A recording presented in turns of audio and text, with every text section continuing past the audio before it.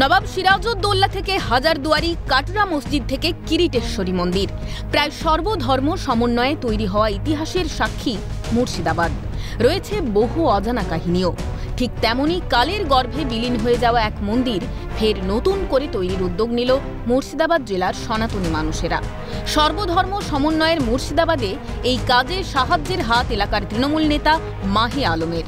এই ছবি মুর্শিদাবাদের হলদিয়া ফারাক্কা রাজ্য সড়কের ওপর বড়িয়া থানার পছিপাড়া মৌজার। আনুমানিক 500 বছর আগে এই স্থানে ছিল মন্দির, যদিও সেই জায়গা এখন ধ্বংসস্তূপ। অলৌকিক ক্ষমতা সম্পন্ন দেবাদিদেব মহাদেব এখানেই বিরাজমান বলে বিশ্বাস স্থানীয়দের।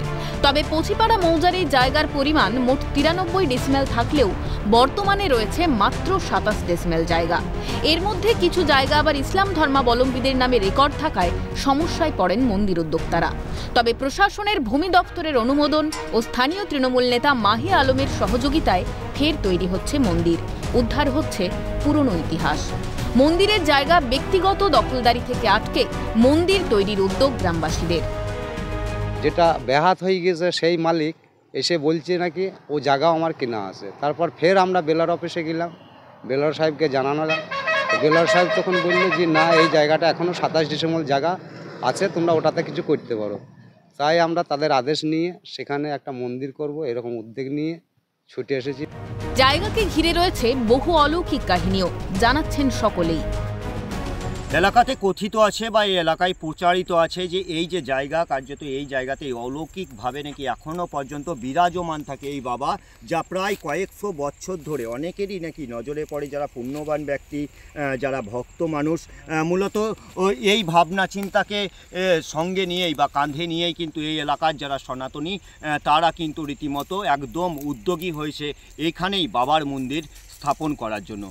যেটা প্রতি বছর আপনার চৈত্র মাসের সংক্রান্তির যে দিন রয়েছে, সংক্রান্তির দিনে এখানে নাগপঞ্চমী, যে নাগপঞ্চমীর মণি বা নাগপঞ্চমী, সেটাও দেখা যায় এই জায়গাতে।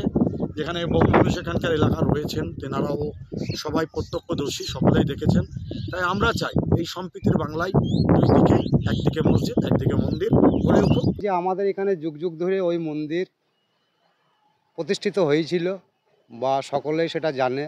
সেখানে বহুত ইট পাথর সব কিছুই আছে এবং চৈত্র মাসের শেষের দিকে যে আমাদের শিব বাবার মহা উৎসব হয়, শিব পুজো, সেই শিব পুজোর প্রত্যেক গ্রামে গ্রামে প্রচুর বাবার জন্য যে ভক্ত থাকে তাদের গলায় একটা উত্তরে বাঁধা হয়।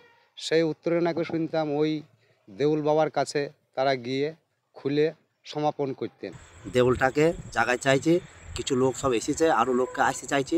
এটা একটা খুব 500 বছর আগে পুরাতন জিনিস, এটা পড়ে আছে যুগ যুগ ধরে। এখানে অনেক লোককে দেখা দিয়েছে, কিন্তু আজ পর্যন্ত অনেকজন চেষ্টা করছে দখল করে যারা অমুক করলেও কিন্তু পারলো না।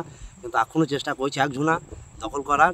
তাই আমরা এখানে লেগে পড়েছি কিছু ছেলেতে। এখানে একটা বাবার একটা মন্দির একটা বড় ধরনের বানাইতে হবে। এই একদিন কেউ পারেনি, আর মেলা এখান থেকে মেলা কিন্তু আউট হয়ে গেছে বাবা। হ্যাঁ, যে কিনে সেই মেলা ডিসিবি লিয়ে আসলো, ডিসিবি এসে ভয় এসে পালিয়ে নিয়েছে চাষ করার লেগে, সে পারেনি। মন্দির তৈরিকে কেন্দ্র করে তৃণমূল নেতার গলায় শোনা গেল সম্প্রীতির বার্তাও। সেখানে দেখা যাচ্ছে একটা বহু পুরাতন একটা গুহা এর মধ্যে রয়েছে এবং সেখানে দেখা যাচ্ছে যে বহু পুরাতন এখানে মন্দিরও একটা স্থাপনের জায়গা, যে একটা বহু পুরাতন যে জঙ্গল অবস্থায় পড়েছিল সেটাও রয়েছে এখানে। তো আমরা চাই আজকে যারা আপনারা উদ্যোক্তা নিয়েছেন আপনাদেরকে আমরা সাধুবাদ জানাই। দেউল নামে পরিচিত পুরানো লোকগাথা সমৃদ্ধ এই জায়গাকে পূর্বের রূপে ফিরিয়ে দিতে বদ্ধপরিকর সকলেই।